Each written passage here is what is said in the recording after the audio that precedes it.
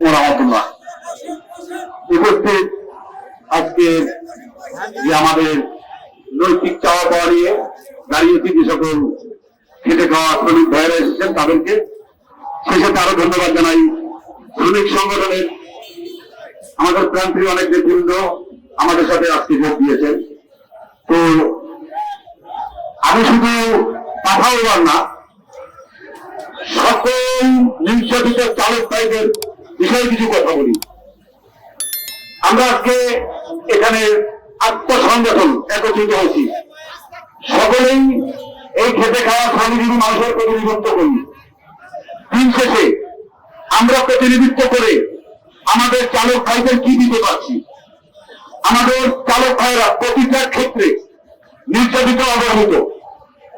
আপনারা সকলেই কম বেশি অবগত আছেন, বিগত দিন থেকে আমরা যেভাবে হয়রানির শিকার হচ্ছি।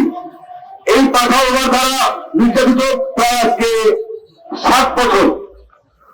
প্রথম যখন এই পাঠা ওভার আসছে বাংলাদেশে, আমাদের কলার মূলা দেখিয়েছে।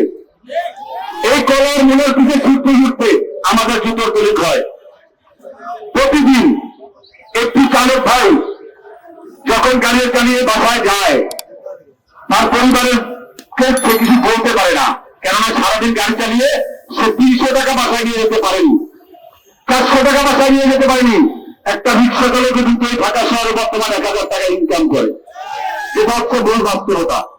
তো আমাদের যে অবস্থান, আজকে আমাদের সম্মানিত আহ্বায়ক দুলাল ভাই বলে দিয়েছেন, আমাদের একজন চালক ভাইয়ের লাইসেন্স ফেলে কয়েকদিন মামলা, আর নয় অর্থ বাণিজ্য মামলাটাই বেশি হয়। কিন্তু পাঠা ওভারের লাইসেন্স ফেলেছে 8 মাস, এখনো তাদের পাঠা ওভার বন্ধ হয়নি।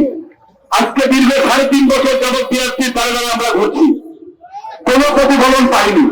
এটাই কার? শুধুমাত্র বিআরটি এর কিছু অসাধু কর্মকর্তার কারণে তারা দীর্ঘদিন আমাদেরকে যেই দিচ্ছি বলে হয়রানি করে আসছে। তবে আজকে আমাদের এখানে বিভিন্ন ইলেকট্রিক মিডিয়া, প্রিন্ট মিডিয়া আপনারা আছেন, আপনাদের মাধ্যমে সরকারের ঊর্ধ্বতন কর্মকর্তা যারা আছেন তাদেরকে জানাচ্ছি, যোগাযোগ মন্ত্রী আছেন তাদেরকেও জানাচ্ছি, প্রধানমন্ত্রী তারও হস্তক্ষেপ করছি। প্রধানমন্ত্রী সমগ্র বাংলাদেশের প্রধানমন্ত্রী, সমগ্র বাংলাদেশের খেটে খাওয়া মানুষের প্রধানমন্ত্রী, শ্রমজীবী মানুষের প্রধানমন্ত্রী। শুধু যে তিনি বিত্তশালীদের প্রধানমন্ত্রী তা কিন্তু নয়। আমার প্রধানমন্ত্রীর কাছে এতটুকুই বলা, বাংলাদেশে 4 লক্ষ ড্রাইভার যদি গাড়ি চালায়, এখানে 4 কোটি পরিবার এই 4 লক্ষ ড্রাইভারের সাথে।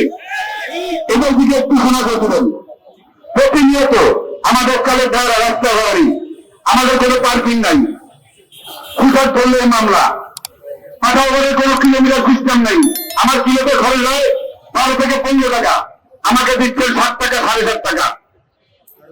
আমার চাক্কার দাম কত, আমার মোবাইলের দাম কত, এই যে তেলের দাম বাড়ছে, আমার ভাড়া বাড়বে না, তাহলে আমরা খাবো কি করে? এই দৃষ্টিকোণ থেকে বলছি, আমরা ঐক্যবদ্ধভাবে আগামীতে আমাদের এই দাবি যদি খুব শীঘ্রই মেনে নেওয়া হয়, তাহলে আমরা কঠোর আন্দোলনে যেতে বাধ্য হব।